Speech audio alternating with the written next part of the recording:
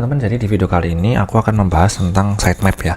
Jadi sebenarnya namanya aja sitemap ya. Jadi sebenarnya lebih ke untuk mapping sebuah website gitu. Nah, sebenarnya kenapa why this is so important untuk website kita ya? Karena gini teman-teman, kita kembali lagi. Sebenarnya ini untuk sitemap ini untuk sebuah robot Google-nya gitu. Nah, ini aku punya ilustrasi ya. Jadi ini misalnya ini adalah website kita. Ini website kita ya. Nah, ini adalah berandanya. Nah, kita kan pasti akan request indexing, entah itu ke beranda atau langsung ke halaman artikelnya dan lain-lain gitu kan.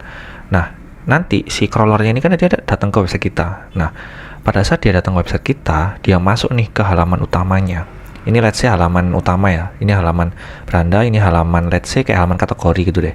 Nah, di halaman kategori ini kan ada subkategori, ada artikelnya, jadi makin dalam gitu. Di sini juga sama, di sini makin dalam makin banyak.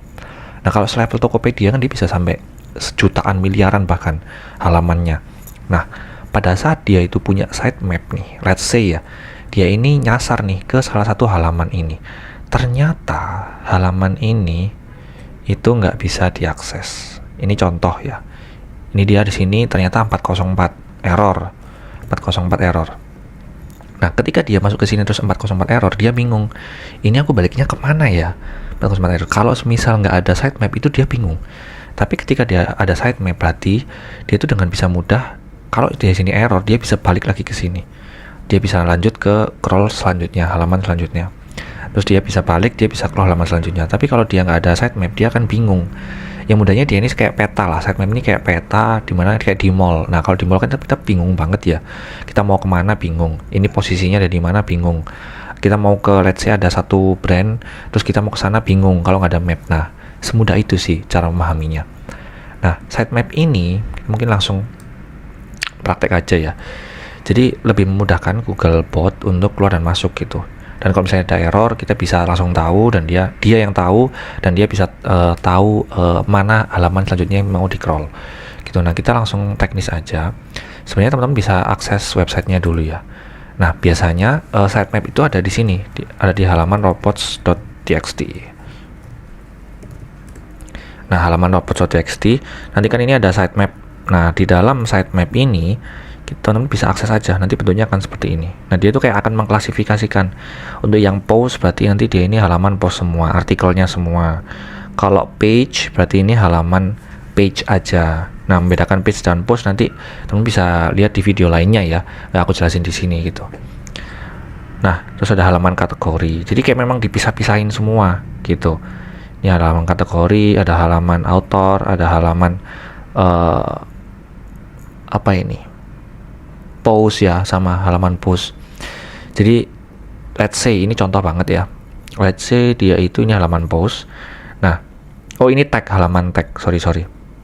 Karena ini kan kalau di sini halamannya post, kalau ini halamannya tag. Jadi tag itu ya untuk kayak kategori gitu, tapi pakai tag gitu. Kayak di hashtag gitu loh teman-teman, mirip kayak di Instagram gitu. Nah, let's say kita masuk ke sini ya. Halaman post aja deh, let's say ya, halaman post. Nah, let's say di sini itu ada satu halaman ini, bumi dan bulan ini, let's say ya, ini bumi dan bulan yang aku buka, ini nggak bisa diakses, let's say 404 error lah. Nah, ketika sebuah robot text itu masuk ke sini, dia masuk ke halaman ini ternyata 404 error, dia kalau nggak ada sitemap ini dia bingung, ini mau kemana ya, nanti dia langsung cabut dari website kita, yang mana itu sangat merugikan gitu. Nah, kalau misalnya ini dia ada post.sitemap ini, dia itu sebenarnya pada saat error di sini dia bisa langsung balik ke post.sitemap karena dia tahu jalan balik pulangnya itu dia tahu. Tapi kalau tiba-tiba dia masuk ke sini error, dia nggak tahu jalan pulang, dia langsung cabut dari website gitu.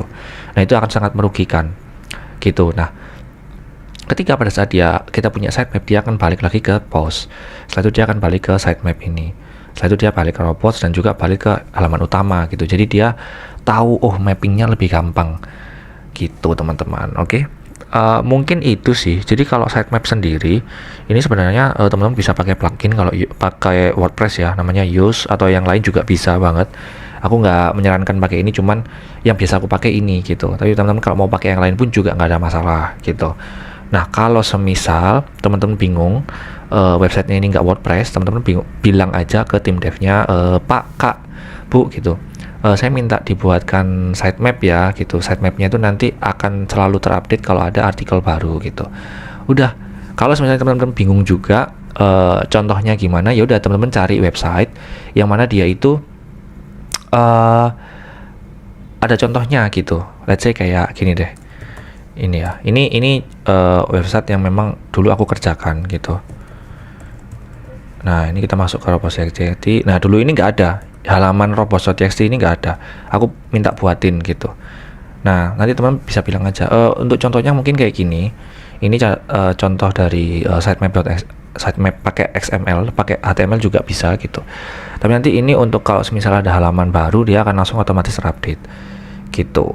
Nah, untuk for your information sendiri, sitemap.xml ini maksimal 50 MB ya teman-teman ya. Jadi kalau semisal sitemapnya ini lebih dari 50 MB, mending dipecah lagi, dibuat baru.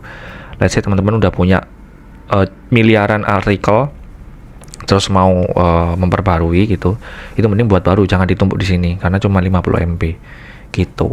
Oke, mungkin bisa diinfokan ke tim webdev ya, jangan bosan-bosan untuk tektokan atau ngobrol dengan tim webdev. Oke, see you next video, bye bye.